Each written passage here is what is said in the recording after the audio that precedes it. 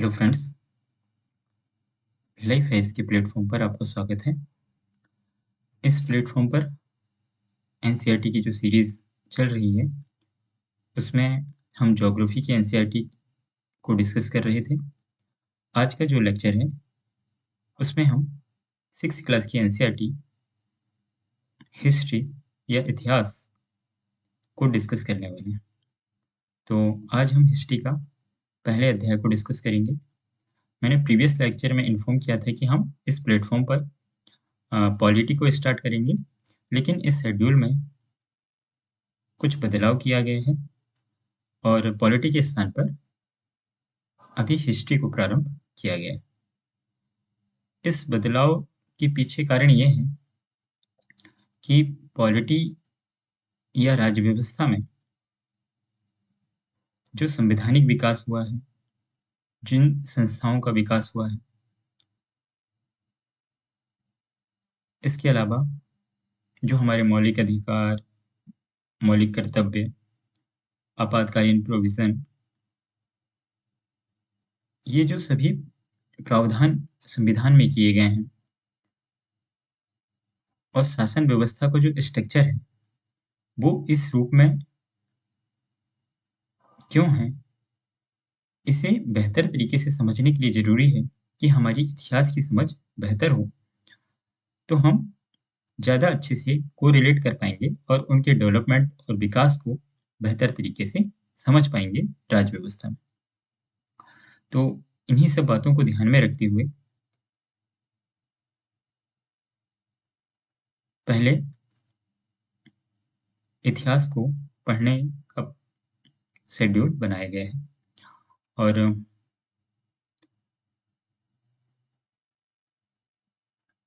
इतिहास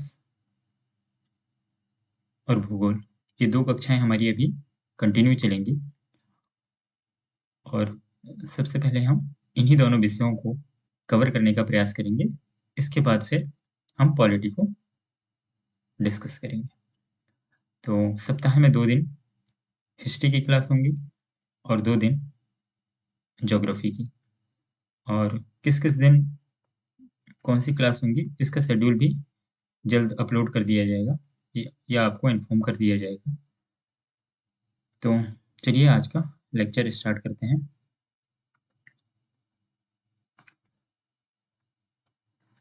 तो अध्याय इतिहास को प्रारंभ करने से पहले, आज चूँकि हमारी इतिहास की पहली क्लास है, तो कुछ बेसिक बातें हम चैप्टर को स्टार्ट करने से पहले समझ लेते हैं कि आखिर हम इतिहास क्यों पढ़ें। हमें तो इतिहास चूँकि हमारे सिलेबस का भाग है, इसलिए हमें पढ़ना ही है पाठ्यक्रम के आधार पर। लेकिन इतिहास पढ़ाया क्यों जाता है और इसे पढ़ा क्यों जाता है? यदि ये प्रश्न उठता है, तो इतिहास हमें यह बताने का प्रयास करता है कि आज की दुनिया का विकास कैसे हुआ। यदि हम आज की दुनिया को समझना चाहते हैं अच्छे से, तो हमें अतीत में जाकर के देखना होगा और आज की जो दुनिया है, वो हमसे पहले आए हुए लोगों ने ही उसे बनाया है। तो ज़रूरी है कि उन लोगों के सुख-दुःख, उनकी समस्याएँ, उस युग की समस्याएँ और उनको समाधान खोजने के उनके प्रयास, उनके आविष्कार, इन सभी के बारे में हम जानें, ताकि हम आज की दुनिया को बेहतर तरीके से समझ सकें।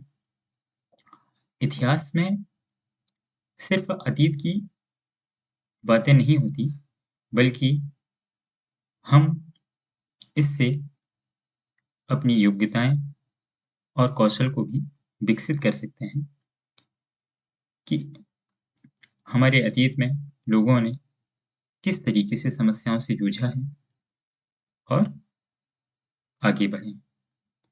इसके अलावा जब हम इतिहास का अध्ययन करेंगे, तब हमारा मुख्य जोर इस बात पर होगा कि उस समय की सामाजिक व्यवस्था में कैसी थी, राजनीतिक व्यवस्था कैसी थी, आर्थिक व्यवस्था कैसी थी। तो इन सभी बिंदुओं पर हमारी नज़र होगी और उनमें किस प्रकार से समय के साथ बदलाव हुआ है और उस बदलाव के पीछे कौन से कारण जिम्मेदार थे, इसके विषय में हम जानने का प्रयास करेंगे। क्योंकि आज की जो दुनिया है, वो सदियों से हो रहे बदलाव का ही परिणाम है। तो यदि हमें आज की दुनिया को ठीक तरीके से समझना है, तो हमें अतीत के पन्नों में झाँकना होगा। तो इसी के साथ आज का हमारा पहला चैप्टर स्टार्ट करते हैं और इन्हीं सब बातों को खोजने का हम प्रयास करेंगे और अपनी एक समझ बनाएँगे इतिहास के लिए। तो धीरे-धीरे हमारी जैसे क्लासें होती जाएँगी इतिहास की, तो इन सभी बातों पर या इन सभी बिंदुओं पर आपकी बेहतर समझ होगी और फिर हम हमारा जो क्रम है चैप्टर डिस्कस करने का और प्रीवियस ईयर में यदि संबंधित चैप्टर से कोई क्वेश्चन आए हैं, तो हम उनको साथ में डिस्कस करते चलेंगे। यदि किसी टॉपिक से या किसी चैप्टर से क्वेश्चन नहीं भी आए हैं, तब भी हम उस चैप्टर को डिस्कस करेंगे। यदि इन फ्यूचर संबंधित चैप्टर से कोई क्वेश्चन आ जाते हैं, तो हम उन्हें हल करने की स्थिति में हों। तो ये जो 6th, 7th और 8th की जो एनसीईआरटी लिखी गई हैं, ये विशेष रूप से बच्चों को ध्यान में रख के लिखी गई हैं और हमें एग्ज़ाम के पर्पज़ से महत्वपूर्ण बातों को निकालना है। तो यहाँ पर हम उन्हीं महत्वपूर्ण बिंदुओं की बात करेंगे, जो हमारे एग्ज़ाम के पर्पज़ से महत्वपूर्ण हैं और आप अपने स्तर पर भी एनसीईआरटी की रीडिंग अपने स्तर पर करते रहें। बाकी जो महत्वपूर्ण बातें हैं, वो तो हम इस क्लास में डिस्कस करेंगे ही। तो चलिए आज की क्लास को प्रॉपर तरीके से स्टार्ट करते हैं। तो पहला अध्याय जो हमारा है, अध्याय 1 क्या, कब, कहाँ और कैसे। तो इस विषय में हम आखिर इस चैप्टर में मुख्य रूप से यही चीज़ या इन्हीं बातों पर चर्चा की गई है कि लोग पहले कहाँ रहते थे, क्या खाते थे, क्या पहनते थे, उनका सबसे पहले उन्होंने क्या करना प्रारंभ किया, है ना? कौन-सी फसलों को उपजाना प्रारंभ किया। तो इन्हीं बेसिक बातों की यहाँ पर चर्चा की गई है। तो आज का जो हमारा पहला बिंदु होगा कि लोग कहाँ रहते थे और क्या करते थे, इस विषय पर होगा। दूसरा जो बिंदु है हमारा कि भारत का जो नाम है, वो किस आधार पर पड़ा है, इसके बारे में जानेंगे।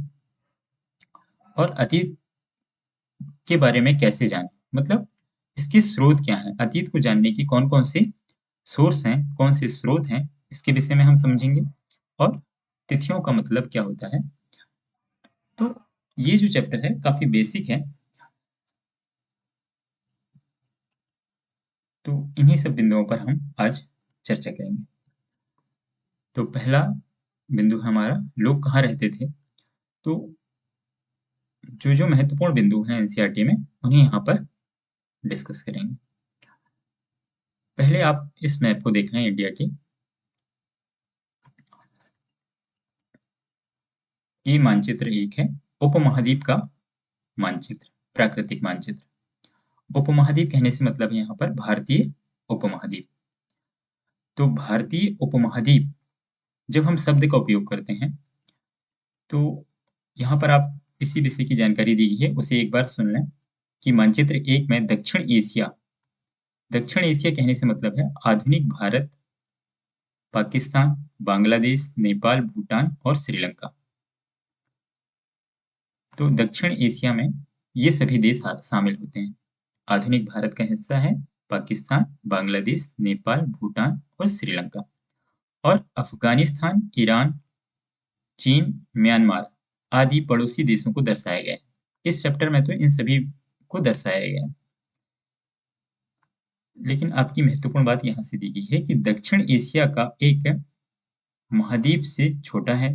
दक्षिण एशिया एक महाद्वीप से छोटा है, लेकिन विशालता तथा बाकी एशिया से समुद्रों, पहाड़ियों तथा पर्वतों से बटे होने के कारण प्रायः उपमहाद्वीप कहा जाता है। तो उपमहाद्वीप की बेसिक परिभाषा यहाँ पर दी गई है कि दक्षिण एशिया एक महाद्वीप से छोटा है, लेकिन इसकी विशालता और एशिया के बाकी हिस्से से ये समुद्रों, पहाड़ियों और पर्वतों से बटा है। तो ये जो भाग है बाकी हिस्से के कंपैरिजन में, इसे हम एक उपमहाद्वीप की संज्ञा देते हैं। और इसमें कौन-कौन से, यदि आपसे कोई पूछ ले कि भारतीय उपमहाद्वीप में कौन-कौन से देश शामिल हैं, तो इसमें आधुनिक भारत, पाकिस्तान, बांग्लादेश, नेपाल, भूटान और श्रीलंका। तो इन देशों के नाम आपको पता होना चाहिए। कई बार क्वेश्चन बनाकर पूछ सकता है कि भारतीय उपमहाद्वीप में कौन से देश शामिल हैं या इनमें से कौन से देश शामिल नहीं हैं। इस टाइप से यदि कोई क्वेश्चन डिजाइन होता है तो आपको इन देशों के नाम पता रहे। इसके अलावा इस चैप्टर को इस मानचित्र को आप देखें, इस मैप को, यहाँ पर आपको किरथर पहाड़ी दिख रही है। किरथर पहाड़ी यहाँ पर है, सुलेमान पहाड़ी। इन पहाड़ियों के नाम, चूंकि हमें लोग कहाँ रहते थे, जो हमारा पहला बिंदु है, वहां पर अभी हम इनके नाम आने वाले हैं, इन पहाड़ियों के। और कुछ नदी घाटियों के नाम आएंगे जिनके जहां पर लोगों ने सबसे पहले बसना प्रारंभ किया नदी घाटियों पर। तो उन्हें हम पहले इस मैप में देख लेते हैं, ताकि जब हम उस जानकारी को पढ़ें तो आप मैप के साथ को रिलेट कर सकें उस जानकारी को। तो इसलिए इस मैप को आप थोड़ा सा देख लें। इस मैप को एनसीईआरटी में भी दिया है, तो आप वहां पर भी देख सकते हैं। किरथर पहाड़ी, सुलेमान पहाड़ी, यहाँ पर आपको गंगा का मैदान वाला हिस्सा है यहाँ पर। और यहाँ पर ये सिंधु नदी का अपवाह क्षेत्र दिखाया गया है यहाँ पर पूरा। यहाँ पर इसकी सहायक नदियां हैं झेलम, चेनाब, रावी, सतलज, ब्यास। और ये इसके सबसे ऊपर वाली है, सिंधु नदी का मार्ग है। इसके अलावा आप यहाँ पर गारो पहाड़ी को देख सकते हैं, नॉर्थ ईस्ट इंडिया में। और यहाँ पर आपको विंध्यन की पहाड़ी दिख रही है, नर्मदा के उत्तर में। फिर नर्मदा नदी है, इसके नीचे पे सतपुड़ा की रेंज होगी, ताप्ती नदी है ना। तो इन इन सारी लोकेशन का नाम अभी आने वाला है, तो इनकी लोकेशन आप थोड़ा देख लें एक बार। किरथर और सुलेमान पहाड़ी हमारे भारत के उत्तर पश्चिम में है, जो वर्तमान अफगानिस्तान और पाकिस्तान वाले रीजन में इसकी रेंज का विस्तार देख सकते हैं आप। और सिंधु नदी हमारे उत्तरी भाग में है। इसके अलावा गंगा नदी का अपवाह क्षेत्र आप देख सकते हैं, और नॉर्थ ईस्ट में गारो पहाड़ी, और मध्य भारत में आपको विंध्य की पहाड़ियां देख सकते हैं। अब हम अपने टॉपिक पे आते हैं। तो लोग कहाँ रहते थे? तो नर्मदा घाटी जो है, यहाँ पर कई लाख वर्ष पहले लोग नदी के तट पर रहते थे। और इनमें से कुछ लोग जो थे वो संग्राहक थे और आखेटक थे। संग्राहक कहने से मतलब है कि ये लोग जंगल से फल फूल और लकड़ी और अपने खाने के लिए जानवरों का शिकार भी करते थे। आखेटक का मतलब शिकारी भी होता है ना। तो आप यहाँ चाहें तो शिकार भी लिख सकते हैं, या शिकारी। तो ये जो लोग थे, जो प्रारंभिक जो लोग थे, ये कुशल संग्राहक थे। संग्राहक थे का मतलब है कि ये अपने खाने पीने की वस्तुओं को जंगल से संग्रह करते थे। और आखेटक थे, आखेटक मतलब शिकारी थे। ये पशुओं का शिकार भी करते थे और खाते थे। तो ये आपको कहाँ पर देखने को मिलेगा? नर्मदा घाटी के आसपास के क्षेत्र में। आप इतिहास को पढ़ते समय इस बात को ध्यान रखेंगे कि जितनी भी सभ्यताओं का विकास हुआ है, वो नदी किनारे ही हुआ है। चाहे आप सिंधु घाटी सभ्यता को देख लें या फिर मेसोपोटामिया की सभ्यता को देख लें, तो प्रमुख सभ्यताएं जितनी भी हैं, वो सब नदी किनारे ही विकसित हुई हैं, क्योंकि उन्हें अपनी आवश्यकता के लिए जल उपलब्ध हो सकता था नदी के माध्यम से। तो आगे हम डिटेल में इनके विषय में और पढ़ेंगे, लेकिन यहाँ पर जो फैक्ट दिए गए हैं, उन्हें हम समझने का प्रयास करते हैं कि जो नर्मदा घाटी है, नर्मदा घाटी को अभी आपने मैप में देखा है, तो वहाँ पर कई लाख वर्ष पहले लोग नदी के तट पर रहते थे और उनमें से कुछ लोग जो थे, वो संग्राहक थे और आखेटक थे। इस बात को आप ध्यान रख सकते हैं। दूसरा बिंदु है यहाँ पर कि सुलेमान और किर्थर पहाड़ियाँ, जो कि हमारे कहाँ पर हैं? अ, उत्तर पश्चिम में, भारत के उत्तर पश्चिम में, नॉर्थ वेस्ट में सुलेमान और किर्थर पहाड़ियाँ हैं। यहाँ पर 8000 वर्ष पूर्व सर्वप्रथम गेहूं और जौ का उत्पादन किया गया। तो यदि आपसे कोई पूछ लेता है कि सर्वप्रथम गेहूं और जौ का उत्पादन कहाँ पर किया गया है या किसके आसपास किया गया है, तो एनसीईआरटी इसमें लिखती है कि सर्वप्रथम गेहूं और जौ का उत्पादन जो है, वो इस क्षेत्र पर किया गया था। इसके अलावा अ, यहाँ के जो लोग थे, वो भेड़, बकरी, गाय, बैल आदि जानवर को पालतू बनाना इन्होंने प्रारंभ किया। तो इस फैक्ट को भी आप याद रखें। इसके बाद हमारा तीसरा बिंदु आता है कि उत्तर पूर्व में गारो और मध्य भारत में विंध्य की पहाड़ियां जो हैं, जो अभी आपने मैप में देखे हैं, यहाँ पर भी कृषि का विकास हुआ और सबसे पहले चावल को उपजाया गया। और सबसे पहले चावल को उपजाने का जो साक्ष्य मिलता है हमें, ये विंध्य पहाड़ियों के उत्तर में मिलता है। विंध्य पहाड़ियों के उत्तर में। इसके बाद हम एक और फैक्ट एनसीईआरटी में दिया गया है कि सिंधु और उसकी जो सहायक नदियां हैं, इनके किनारे 4700 वर्ष पूर्व आरंभिक नगर का विकास हुआ। और वो आरंभिक नगर हम आगे की क्लास में पढ़ेंगे कि वो आरंभिक नगर थे, जिन्हें हम सिंधु घाटी सभ्यता जब हम पढ़ेंगे, तो वहां पर हम देखेंगे कि सिंधु नदी के और उनकी सहायक नदियों के किनारे ही आरंभिक नगर का विकास हुआ और ये काफी व्यवस्थित नगरों का विकास हुआ था। इसके विषय में हम देखेंगे। इसके बाद एक और फैक्ट है कि गंगा और इसकी सहायक नदियों के किनारे जो है, 2500 वर्ष पूर्व नगरों का विकास हुआ। जो मगध है, मगध इसका सबसे बड़ा नगर था, मगध। तो ये द्वितीय नगरीकरण कहलाता है। तो इस प्रकार से आप किस समय में किसका विकास हुआ है, इसको आप इस टेबल फॉर्म में देख सकते हैं। तो एक तो नर्मदा, फिर सुलेमान और किर्थर पहाड़ियां, जो कि भारत के उत्तर पश्चिम में अवस्थित हैं। यहाँ सर्वप्रथम गेहूं और जौ का उत्पादन किया गया और भेड़, बकरी, गाय, बैल आदि जानवर को उन्होंने पालतू बनाना प्रारंभ किया। और उत्तर पूर्व में गारो और मध्य भारत में विंध्य पहाड़ियां जो हैं, यहाँ पर भी कृषि का विकास हुआ और सबसे पहले चावल का उत्पादन इन्होंने प्रारंभ किया। ये दो बातें यहाँ पर आप याद रखें। सिंधु और इसकी सहायक नदियां 4700 वर्ष पूर्व कुछ आरंभिक नगरों का विकास हुआ। ये सबसे पहले नगरों का विकास यहीं पर हुआ। और फिर गंगा और इसकी सहायक नदियां। इस मैप की चर्चा हम यहाँ से आप इसको जोड़ करके और बेहतर तरीके से अपनी समझ को बना सकते हैं। या तो आप एक मैप में इन सारे लोकेशन को देख लें और इसके साथ ही इस जानकारी को ऐड कर लें। और भारतीय उपमहाद्वीप के विषय में यदि आपको आता है कि भारतीय उपमहाद्वीप में कौन-कौन से देश शामिल हैं, तो आप उन देशों के नाम बता सकते हैं। आगे बात करते हैं हम देश का नाम। तो इंडिया या भारत। तो इंडिया जो नाम है, ये इंडस नदी मतलब जो हमारी सिंधु नदी थी। सिंधु को अंग्रेजी में बोला जाता है इंडस, और जो सिंधु नदी है, ये इसका संस्कृत में नाम है।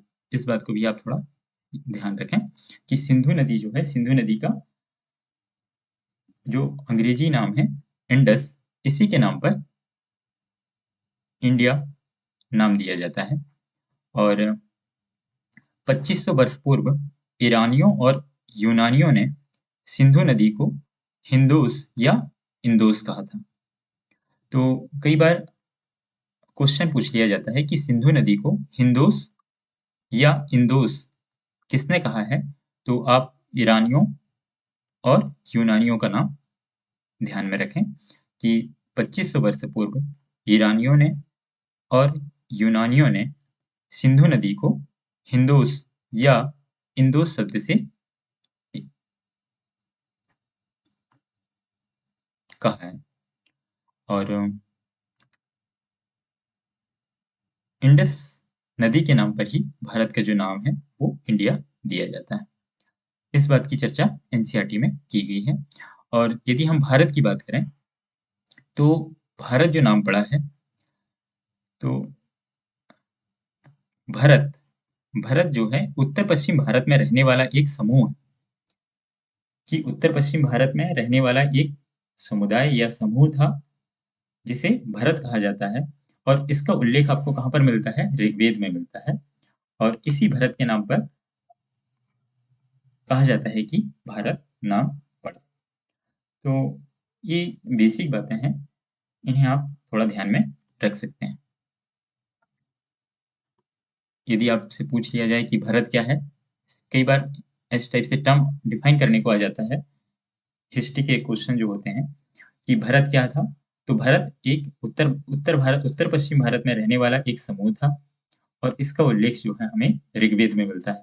यदि कोई दूसरे वेदों का नाम दिया जाता है तो आप ध्यान में रख सकते हैं कि भरत जो नाम है वो ऋग्वेद में उल्लेख है। अच्छा, और कुछ महत्वपूर्ण तिथियों के नाम आप यहाँ पर, जो हमने अभी पीछे जो पढ़े हैं उसी को यहाँ पर फिर से टेबल फॉर्म में दिया है कि कृषि का प्रारंभ कितने वर्ष पहले हुआ था? 8000 वर्ष पूर्व हुआ है। सिंधु सभ्यता का प्रथम नगर कौन कौन सा था? 4700 वर्ष पूर्व, जिसे हमने अभी पीछे पढ़ के आए हैं कि सिंधु और उसकी सहायक नदियों के किनारे 4700 वर्ष पूर्व सिंधु सभ्यता के प्रथम नगर का विकास हुआ। फिर उसके बाद गंगा घाटी के नगर मगध का बड़ा राज्य था, जो कि 2500 वर्ष पूर्व था, जो कहाँ पर रहा होगा? गंगा नदी और उसकी सहायक नदियों के आसपास। और जब हम आधुनिक या वर्तमान भारत की बात करते हैं तो यहाँ पर लगभग 2000 वर्ष पूर्व से इसकी तिथि को हम मानते हैं। तो इस प्रकार से आप इन तिथियों को, कई बार मैच द कॉलम में आ सकता है, तो आप इन्हें ध्यान में रख सकते हैं। अगला जो टॉपिक है हमारा, ये काफी महत्वपूर्ण टॉपिक है कि अतीत के बारे में कैसे जानें या इसके स्रोत क्या हैं। तो अतीत के बारे में जानने की कैसे जानें, या इसके हम कहें इतिहास की भाषा में इसे हम कह देते हैं, जो इतिहासकार होते हैं वो इन्हें क्या कहते हैं? स्रोत। तो हम अपने अतीत के बारे में पांडुलिपियों के माध्यम से जान सकते हैं। पांडुलिपि के माध्यम से हमें कुछ अभिलेख प्राप्त होते हैं, उनके माध्यम से हम जान सकते हैं। और पुरातत्व से ज्ञात जानकारियों के माध्यम से भी हम अपने अतीत के बारे में जान सकते हैं। तो आपको इन 3 मुख्य स्रोतों के नाम याद रखना है। पहला पांडुलिपि, दूसरा अभिलेखों का अध्ययन के माध्यम से, और तीसरा पुरातत्व से ज्ञात जानकारियों के माध्यम से। अब हम तीनों के बारे में डिटेल में थोड़ा सा पढ़ते हैं। जैसे पांडुलिपि की यदि हम बात करें तो पांडुलिपि को अंग्रेजी में कहा जाता है मैन्युस्क्रिप्ट। पांडुलिपि को इंग्लिश में कहा जाता है मैन्युस्क्रिप्ट। और ये जो मैन्यू शब्द है, ये लैटिन भाषा का शब्द है जिसका मतलब होता है हाथ, और स्क्रिप्ट का मतलब होता है लिखना। तो मतलब हाथ से लिखना, कि जो चीजें इतिहास में या जो पुस्तकें इतिहास में हाथ से लिखी गई हैं उन्हें हम पांडुलिपि का दर्जा देते हैं। और ये जो सामान्यतः ताम्रपत्र या हिमालयी क्षेत्र में, ताम्रपत्र का नाम आप थोड़ा याद रखें, ताम्रपत्र या हिमालयी क्षेत्र में भुर्ज पेड़, भुर्ज नामक पेड़ की छाल से निर्मित भोजपत्र। तो या तो ताम्रपत्र या भुज्र नामक पेड़ की छाल से निर्मित भोजपत्र में इन्हें लिखा जाता है। तो इस तरीके से आप थोड़ा इनका याद कर सकते हैं कि पांडुलिपि क्या है। पांडुलिपि पांडुलिपि का मतलब है कि हाथ से लिखना। और ये जो हाथ से जो लिखावट होती थी प्राचीन प्राचीन समय में, वो या तो ताम्रपत्र पर लिखा जाता था या फिर भुर्ज नामक पेड़ की जो छाल से निर्मित भोजपत्र पर। तो ये लकड़ी के बने होते थे और इन पर हाथ से लिखा जाता था, जिन्हें हम पांडुलिपि कहते हैं। अच्छा, इन इन पांडुलिपियों की जो प्राप्ति है हमें कहाँ से होती है? तो ये है हमें मंदिरों में मिलते हैं या बिहारों में। बिहार कहने से मतलब है, आगे हम पढ़ेंगे बिहारों के बारे में। बौद्ध विहार, ये भी बौद्धों की संबंधित आवास होते थे बिहार। तो इनके विषय में हम आगे बहुत, जब बौद्धों के बारे में पढ़ेंगे तब हम देखेंगे कि बिहार क्या होते हैं। तो हमें वहां से भी पांडुलिपियों के साक्ष्य मिलते हैं। अच्छा, ये हमें किस बारे में जानकारी देते हैं? पांडुलिपि जो होती है हमें धार्मिक मान्यताओं और व्यवहारों के बारे में इससे जानकारी प्राप्त होती है। राजाओं के जीवन के विषय में जानकारी प्राप्त होती है। औषधियों, विज्ञान आदि के विषय में भी हमें जानकारी प्राप्त होती है। तो पांडुलिपि के बारे में यदि क्वेश्चन आ जाता है तो आप इन सभी बातों को ध्यान में रख सकते हैं। कोई फैक्ट आ जाता है तो भी आप बता सकते हैं कि पांडुलिपियां सामान्यतः किस पर लिखी जाती थी। तो आपको याद रखना है ताम्रपत्र लिखना है इसको, ताम्रपत्र और भुर्ज नामक पेड़। ये भुर्ज नामक जो पेड़ है ये हिमालय क्षेत्र में मिलता है, हिमालय वाले रीजन में। तो इसे भी आप ध्यान में रख सकते हैं।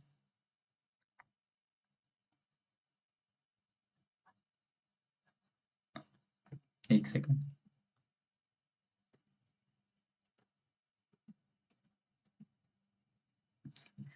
हिमालय क्षेत्र में। अब हम दूसरा बात करते हैं अभिलेखों का अध्ययन। तो इस प्रकार से हमें पांडुलिपियों से अतीत के बारे में जानने को मिल जाता है। और अभिलेखों के माध्यम से यदि हम देखें तो अभिलेखों के माध्यम से अभिलेख क्या होते हैं कि पत्थर या धातु जैसी अपेक्षाकृत कठोर सतह पर उत्कीर्ण लेख को हम क्या कहते हैं? अभिलेख कहते हैं। इन्हें ही क्या कहा जाता है? अभिलेख। तो अभिलेख, यदि आपसे कोई पूछ लेता है कि अभिलेख क्या होता है, तो पत्थर या धातु जैसी अपेक्षाकृत कठोर सतह पर उत्कीर्ण लेख को अभिलेख कहते हैं। आपने कई बार अ, देखा होगा कि पत्थरों पर अ, उन्हें उत्कीर्ण करके उसमें कुछ लेख लिखे होते हैं।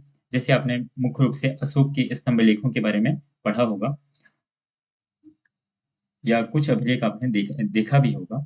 तो ये अभिलेख क्या होते हैं कि पत्थर या धातु जैसी अपेक्षाकृत कठोर सतह पर उत्कीर्ण करके जो लेख लिखे जाते हैं उन्हें हम अभिलेख कहते हैं। और ये जो अभिलेख होते हैं ये राजा रानियों या अन्य स्त्री पुरुषों के कार्यों का हमें इनसे विवरण प्राप्त होता है। तो भी हम इनके माध्यम से अतीत को जान सकते हैं। और ये प्रायः शासक जो लड़ाइयाँ लड़ते थे या जो युद्ध करते थे, जो राजा, उनके द्वारा अर्जित विजय को लेखा-जोखा इसमें होता था।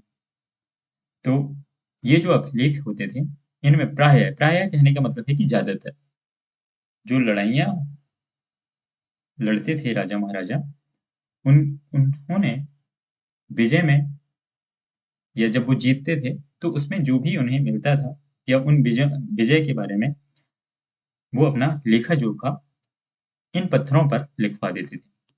जैसे इसके एग्जाम्पल के तौर पर आप इस फिगर में देख सकते हैं, ये कोई पत्थर का बड़ा टुकड़ा है जिस पर खुदाई करके, उत्कीर्ण का मतलब है उस पर खुदाई करके एक लेख लिखवा दिया जाता था। तो इस फिगर को भी आप अपनी समझ के लिए देख सकते हैं। और कुछ जानकारी एनसीईआरटी में दी गई है, उसे आप एक बार यहाँ से सुन लें कि लगभग 2250 वर्ष पूर्व पुराना यह अभिलेख वर्तमान के अफगानिस्तान के कंधार से प्राप्त हुआ है। यह अभिलेख अशोक नामक शासक के आदेश का उत्कीर्ण करवाया गया था। तो कई बार जो शासक होते थे वो अपने आदेश को भी इन पत्थरों पर उत्कीर्ण करवा देते थे, जिन्हें वो हम अभिलेख के नाम से जानते हैं। और अशोक के बारे में इसने कहा है कि हम अध्याय 8 में जो आगे पढ़ेंगे हम, जब हम कुछ लिखते हैं, तब हम किसी लिपि का प्रयोग करते हैं। तो एक होती है लिपि, कि जब हम कुछ लिखते हैं, तब हम किसी लिपि का प्रयोग करते हैं। और लिपियाँ अक्षरों अथवा संकेतों से बनी होती थी। जब हम कुछ बोलते हैं अथवा पढ़ते हैं, तब एक भाषा का प्रयोग करते हैं। तो जब हम बोलते हैं या पढ़ते हैं, तब हम एक भाषा का प्रयोग करते हैं, लेकिन जब हम कुछ लिखते हैं, तो उसके लिए हम लिपि का प्रयोग करते हैं। जब हम इसमें पढ़ेंगे कि अशोक के जो स्तंभ हैं, ये किन लिपियों में लिखे गए हैं और किन भाषाओं में लिखे गए हैं, इनके विषय में हम डिटेल में और आगे की क्लासों में पढ़ेंगे। यहाँ एक एग्जाम्पल और दिया गया है कि यह जो अभिलेख है, जो कि हमें अफ़गानिस्तान के कंधार से मिला है, यह अभिलेख इस क्षेत्र में प्रयुक्त होने वाली अरमाइन, यूनानी और अरामेई नामक 2 भिन्न लिपियों और भाषाओं में है। तो यदि आपसे क्वेश्चन आ जाता है किसी एग्जाम में कि अफ़गानिस्तान के कंधार से प्राप्त अशोक का जो अभिलेख है, वो सिर्फ या केवल यूनानी लिपि में है, तो ये कथन गलत हो जाएगा, क्योंकि ये 2 भिन्न लिपियों और भाषाओं में है। एक है यूनानी और दूसरी है अरमाइक। तो इन दोनों के नाम आपको याद रखना है, अरमाइक और यूनानी। और ये फैक्ट भी आपको याद रखना है कि अफ़गानिस्तान से सबसे पुराना अभिलेख मिला है, जो कि लगभग कितने वर्ष पुराना है? 2250 वर्ष पुराना है।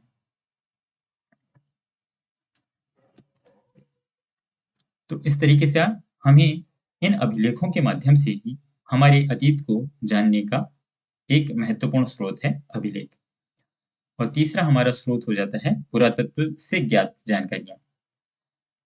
पुरातत्व से ज्ञात जानकारियां, इसमें हम पहले पुरातत्वविद क्या होते हैं उन्हें डिफाइन कर लेते हैं कि अतीत में बनी और प्रयोग में लाई जाने वाली वस्तुओं का अध्ययन जिन व्यक्तियों के द्वारा किया जाता है, उन्हें हम क्या कह देते हैं? पुरातत्वविद। कि अतीत में बनी और प्रयोग में लाई गई जो भी वस्तुएं हैं, उनका अध्ययन जो व्यक्ति करते हैं, उन्हें हम पुरातत्वविद कहते हैं। अच्छा, इन वस्तुओं में पत्थर या ईंट से बनी इमारतों के अवशेष या फिर चित्र हो सकते हैं, या मूर्तियों का अध्ययन किया जाता है। तो इसके एग्जाम्पल के तौर पर आप इन्हें देख सकते हैं। कई बार औजार, हथियार, बर्तन, आभूषण और सिक्के आदि के विषय में भी हमें जानकारी मिलती है। कई बार आपने सुना होगा कि खनन से हम बहुत सारे औजार मिले हैं, बर्तनें मिले हैं, आभूषण मिले हैं, सिक्के मिले हैं। तो हमें एक्चुअल में जब ये प्राप्त होते हैं, तो हमें उस युग के किन वस्तुओं का प्रयोग होता था, किस प्रकार के सिक्के चलते थे, कौन से आभूषण वो लोग पहनते थे, इन सभी के बारे में हमें जानने में मदद मिलती है। इसके अलावा हम जो पुरातत्वविद होते हैं, वो जानवरों, चिड़ियों, मछलियों और हड्डियों आदि का भी अध्ययन करते हैं। और इनके माध्यम से जो पुरातत्वविद होते हैं, वो ये जानने का प्रयास करते हैं कि उस समय के लोग क्या खाते थे, क्या खाते थे और क्या पहनते थे, कैसे घरों में वो रहते थे। इन सभी के विषय में हमें किससे जानकारी प्राप्त होती है? इन पुरातत्व के माध्यम से। तो पुरातत्व से जो जानकारी मिलती है, इससे भी हमें अतीत के बारे में जानने में सहायता मिलती है। जैसे यदि हमें अतीत से, जैसे ये कुछ बर्तन मिले हैं और कुछ सिक्के मिले हैं, तो इसका कुछ भाग तो टूट गया है इस सिक्के का, जैसे आप देख सकते हैं। इस सिक्के में कुछ चित्रों को भी दर्शाया गया है।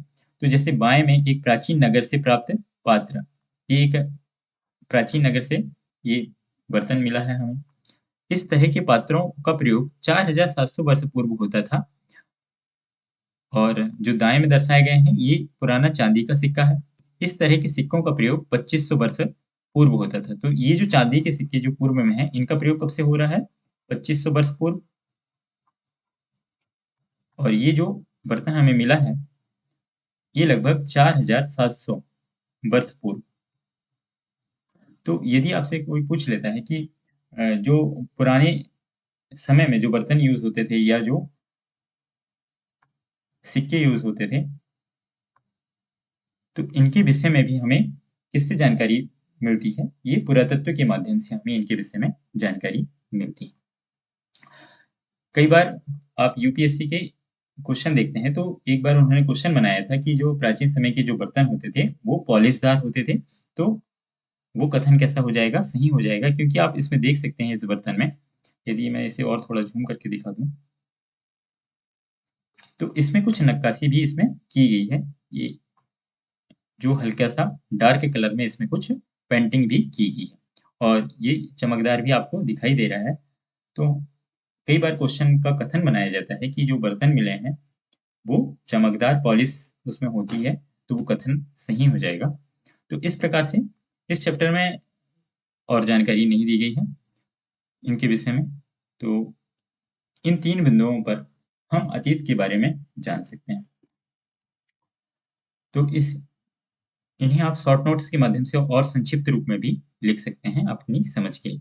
अब यहाँ पर कुछ तिथियाँ दी गई हैं, जो हमें इतिहास में पढ़ते समय कई बार आएँगी, तो इन्हें भी हम 2 मिनट में देख लेते हैं। तिथियों का मतलब, जब तिथि को जो काउंट किया जाता है, वो वर्तमान में 2 तरीके से देखा जाता है। जैसे कि एक है, इसे आधार बनाया जाता है ईसा मसीह का जन्म। ईसा मसीह के जन्म के बाद की जो तिथियाँ होती हैं, उन्हें हम एडी या फिर एनो डोमिनी कहते हैं।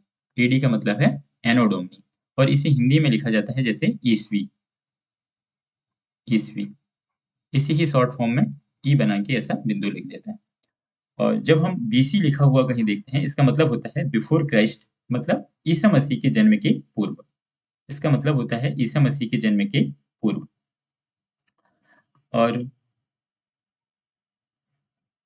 कई बार बीसी को बीसीई भी लिख देता है, बिफोर कॉमन एरा, और एडी को कई बार सीई भी लिखता है, इसका मतलब होता है कॉमन एरा। तो जब आप कहीं देखते हैं, जैसे यहाँ पर यदि कहीं लिख दिया जाए कि 250 बीसी, इसका मतलब है कि ईसा मसीह के जन्म के 250 वर्ष पहले। और अभी हम जो वर्तमान में जो तिथियों का यूज़ करते हैं, यदि जैसे अभी जो चल रहा है कि 2022, अभी चल रहा है 2022 ईस्वी लिखेंगे हम इसके, तो इसका मतलब है कि ईसा मसीह के जन्म के 2022 वर्ष बाद की बात कर रहे हैं। तो यहाँ पर जो ईसा मसीह के जन्म के पहले की जो घटनाएँ होती हैं, वो डिसेंडिंग ऑर्डर में लिखी जाती हैं, मतलब घटते क्रम में। जैसे इधर कहीं होगा, जैसे 1000 बीसी होगा, यहाँ कहीं 500 बीसी होगा और फिर 250 बीसी होगा, यहाँ फिर 0 हो जाएगा।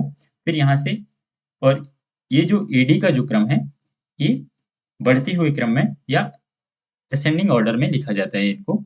तो यहाँ पर 1, 2, 3, 4 से इस टाइप से बढ़ते-बढ़ते 1000, 2000 और फिर अभी जो चल रहा है 2022, और इसी प्रकार से ये आगे बढ़ता जाएगा। तो अब कई बार इन तिथियों को पढ़ते समय बहुत से लोगों को कन्फ्यूज़न होता है कि बीसी का मतलब क्या होता है, एडी का मतलब क्या होता है?